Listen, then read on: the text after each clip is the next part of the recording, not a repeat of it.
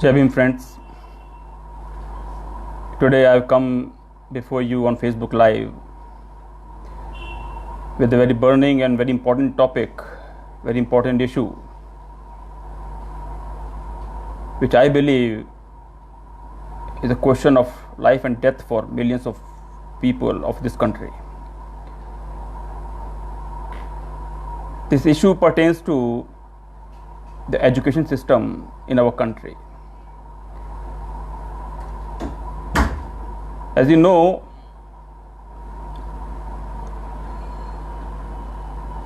just last week there was big news. In fact, there were two news in our media regarding two incidents in Kerala state.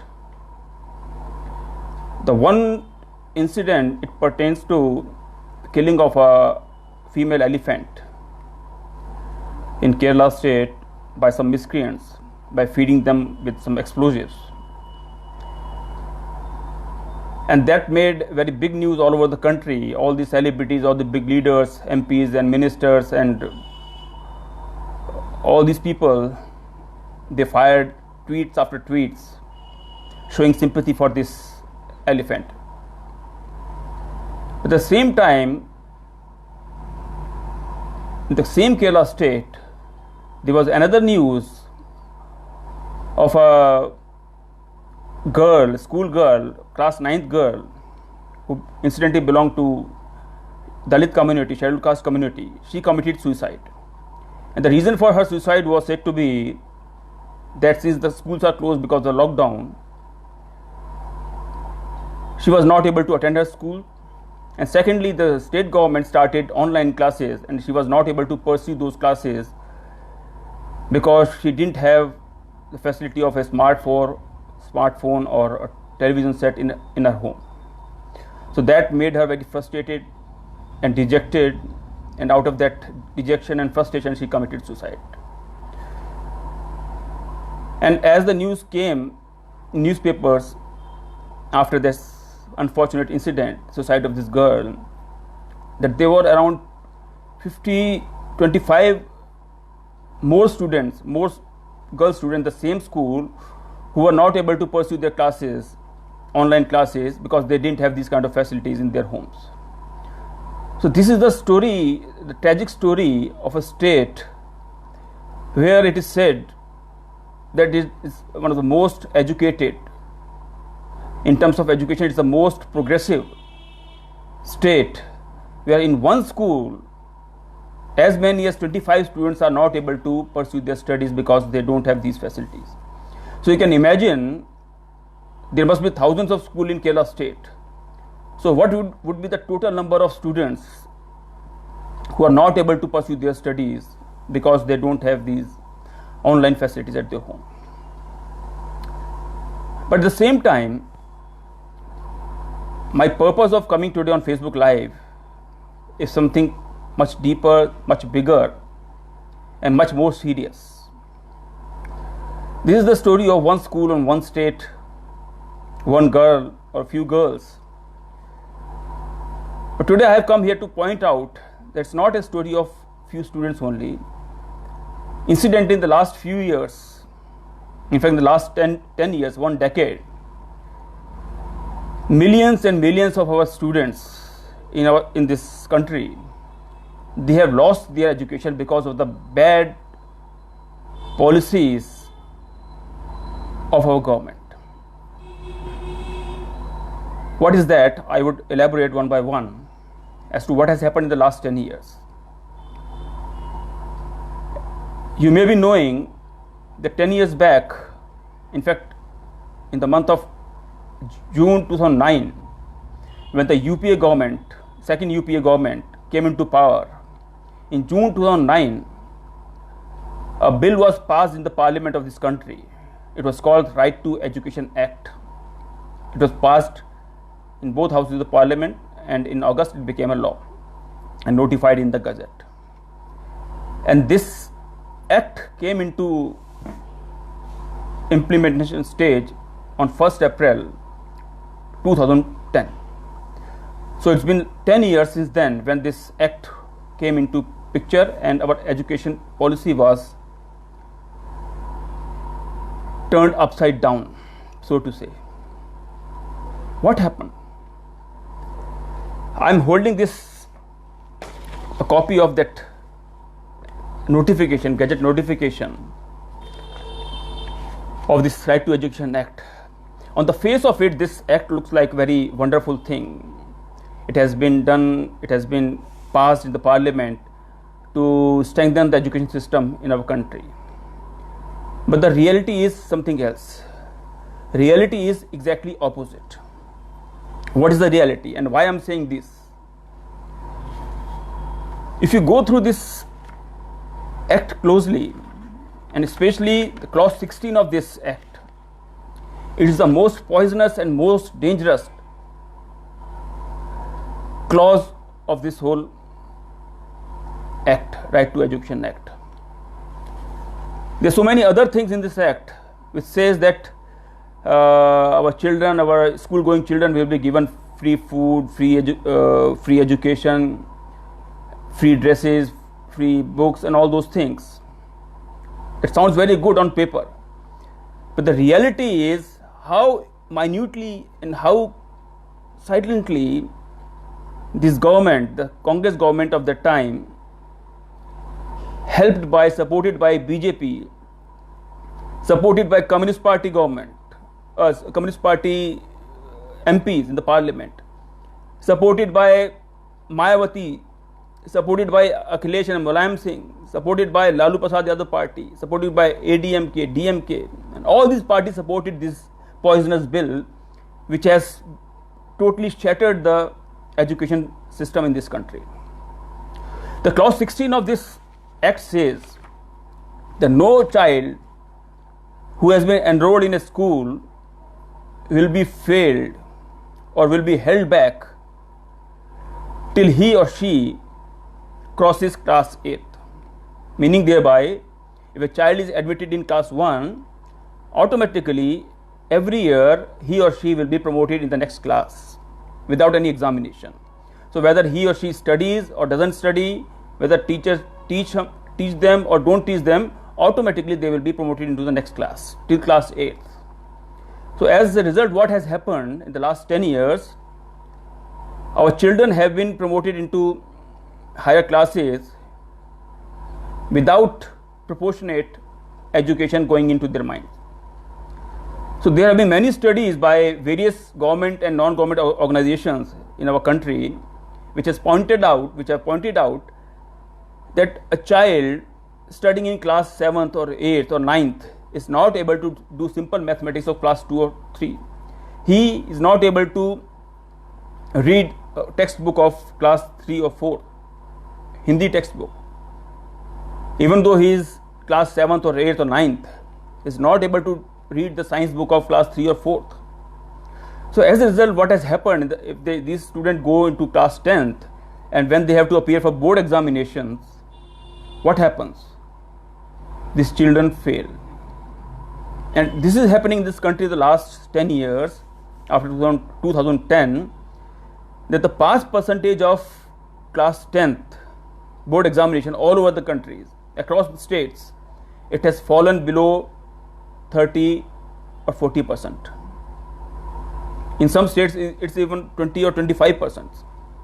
Only 20 or 25 or 30% students pass the class 10th and remaining students fail. So how silently these governments, they have cut the root of this tree of education. And this tree of education was planted by our great ancestors, Mahatma Phule, Shahuji Maharaj, Baba Saheb Ambedkar, who gave us this right to education in the constitution of this country. With so much of sacrifice and labor and hard work, we got this education, which was denied to us, which was denied to our society for hundreds of years. But in one go, with just one stroke of this pen, through this clause 16 of this Right to Education Act, these governments, these political parties, whether Congress party, whether BJP, whether all these Dalit backward parties, whether Communist Party, this communal party or secular party or progressive parties, these Dalit parties, backward parties, all these parties have come together to pass this bill which has killed the future of our children. Now this girl which has committed suicide in Kerala, why she committed suicide? She must have committed suicide because she saw that my dreams of becoming something in life, my dreams of becoming something, officer or whatever, it is going to be shattered because I am not able to keep pace with my fellow students. So when a child's dreams are shattered, naturally he or she will become frustrated, depressed, and this is what exactly happened to this girl. Now through this act, Right to Education Act, the same thing has happened. Same thing has happened to millions and millions of students in our country, across the country. So this is the tragic story of this right to education, which is in force in this country in the last 10 years. It's not for the first time that I'm raising this issue. I first raised this issue in 2013, and we brought out this booklet. Whatever I have said just now, it was explained in detail in this booklet, that how this bill was passed by Congress and BJP and Mayawati and all those people, which has killed the future of our society. But unfortunately, our people did not listen to me, did not listen to us. And now 10 years have passed. And 10 years means the child who was in class 1 in 2010, now this year he or she will appear in class 10th. So his whole education has been shattered. It means one full generation of the society has been perished. And who are the biggest victim of this policy? Not the people whose children are studying in big schools, with big fees and big building, but the children who are from poor background, those whose parents cannot afford big fees, those who have to go to normal government schools. So this is what is happening tragically, and our society is sleeping, our intellectuals are sleeping, our leaders are sleeping. This is the tragic story which we must confront today. As a result of this, millions and millions, my own assessment is as many as 8 to 10 crore students belonging to Dalit, backward and minority communities who are studying in small schools, village schools, rural schools, they have been affected by this one act. Their life is finished. Their education is finished. Maybe you can call them literate people. Oh yeah, they are literate, they can write their names, they can sign on piece of paper, they can do simple mathematics, simple plus minus and addition and multiplication. But you cannot call them educated. Literacy is something else, education is something else. They have been given literacy, but they have been denied education. Now our government says, they publish big reports, and they go to UN and say that we have got 90% or 80% literacy in our country. They say we have 90% or 80% education in our country. The fact is, we have only 20 to 25% or 30% education, which is confined to the rich people, the upper caste people, and the remaining people, they have been kept at the sidelines of education. Their full generation is lost. The fruit of our struggles of our great ancestor is lost. That is one thing. There is another aspect of this Right to Education Act, another poisonous, perhaps more poisonous aspect of this Right to Education Act. There is Schedule 2 of this Act. Schedule 2. This schedule outlines certain parameters that every school, after this act comes into being, and this the Schedule 2 was it was started on 1st April 2013. It came into picture to 2013. So it's been 7 years. And what this schedule says, this schedule outlines certain parameters which every school in this country has to follow. And these parameters are so strict that even if a school doesn't follow even one single parameter, that school has to be closed down immediately. And because of this schedule, in the last 7 years, my own assessment is, and I'm saying this on the basis of some studies, some newspaper reports, that as many as 6 to 7 lakh, or perhaps more also, 6 to 7 lakh schools have been closed down in this country in the last 7 years. 6 to 7 lakhs at least. So as a result, what has happened? Our children, they are not able to go to schools now. Most of these schools have been either closed down or they have been privatized. They have gone into private hands. So now, earlier our students were giving 20 rupees fees. Now they have to give 1000 rupees fees, which most of them cannot afford. So they cannot study, they cannot go to school now. So this is a story of majority of Dalit, backwards and minorities of this country. Majority of them. Maybe a small section is there who are educated people, those who are government employees or wealthy people. Very few people in this society whose children go to good school, big school. Maybe they can continue their studies. But majority of our children, they are not able to pursue their studies anymore. We have lost one generation. So this is what has happened. So my fear is that now, since we have lost one generation, and now the last 2 years, you can say, the BJP has come up with its own new education policy. And this new education policy is nothing but an extension of the same Right to Education Act which Congress government passed in 2009. So whatever that RTE, Right to Education Act, could not achieve, this new education policy will achieve. So both Congress and BJP, they are two sides of the same coin. They are pursuing the same agenda, same Brahminical agenda, to finish education from the lives of Dalits, backwards and minorities.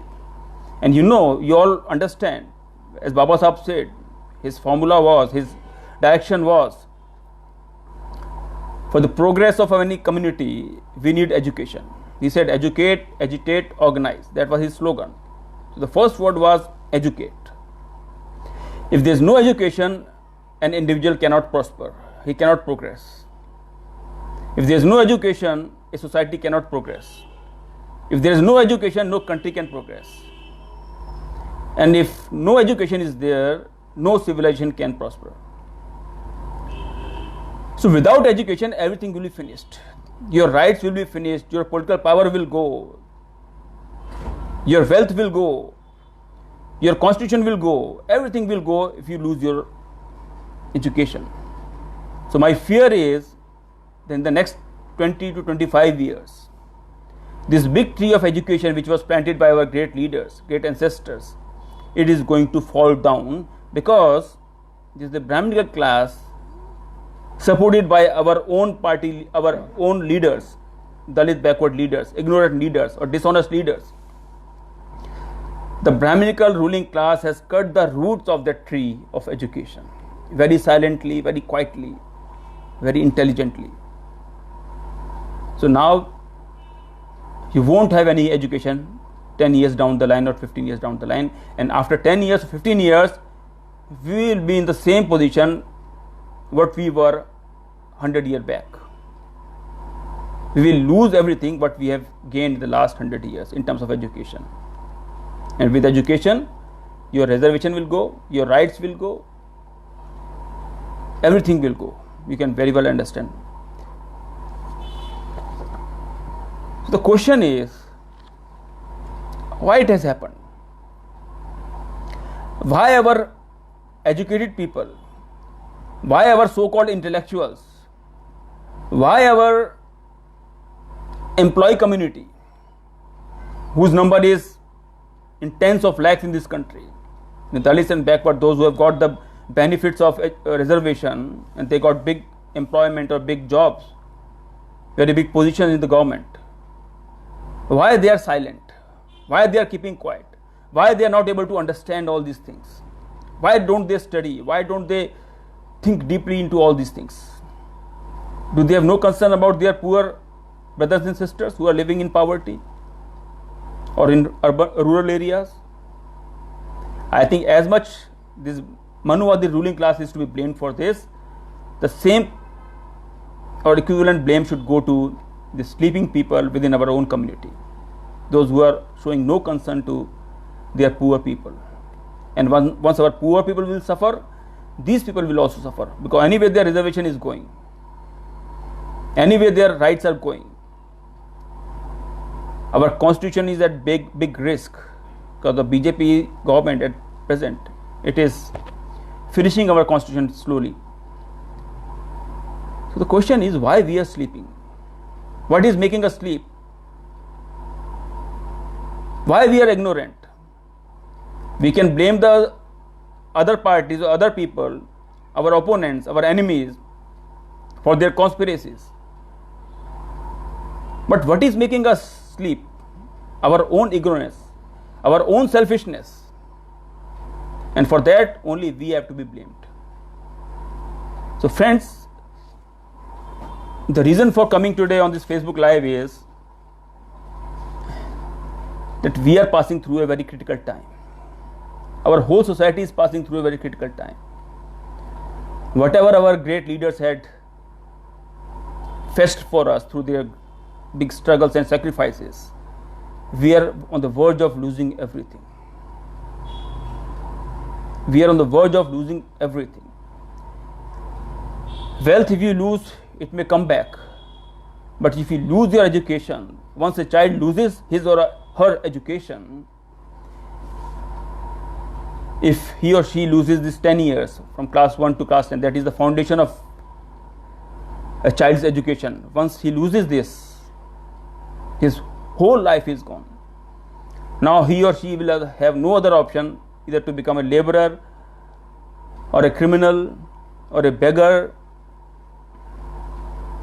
and all those things.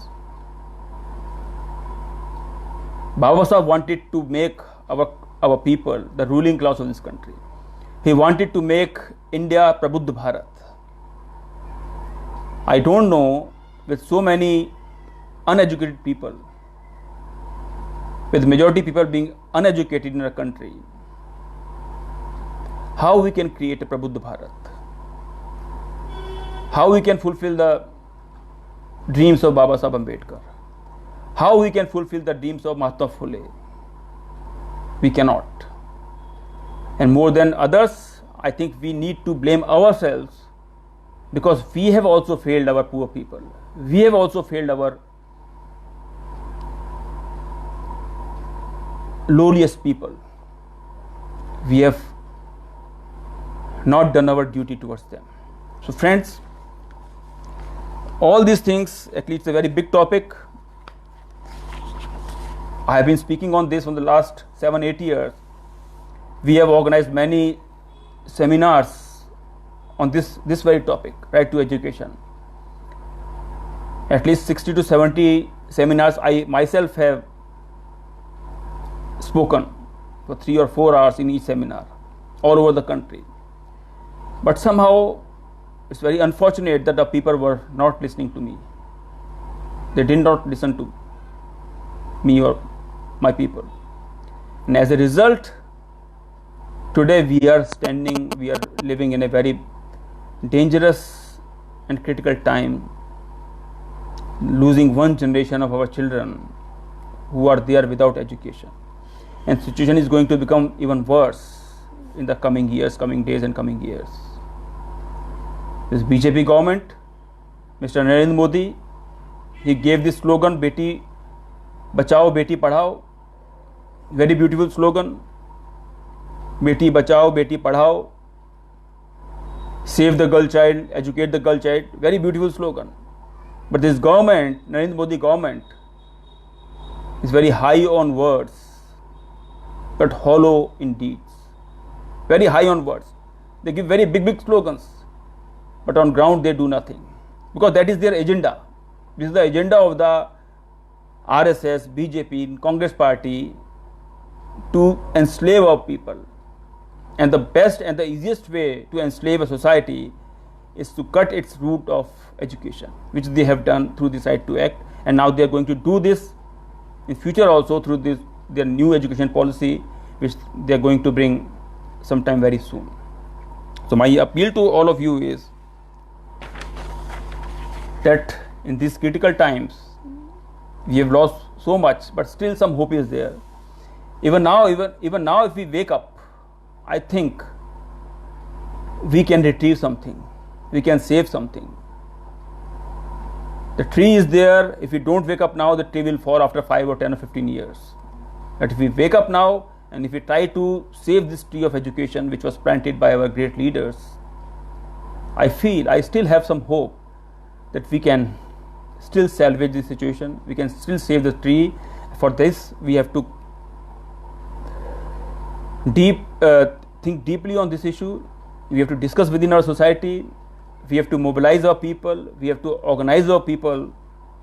And only then, through this public pressure on our government, there are some chances that we can retrieve the situation, we can save our society, we can save our education. So friends, that was the reason I have come here on this to speak on this very serious topic.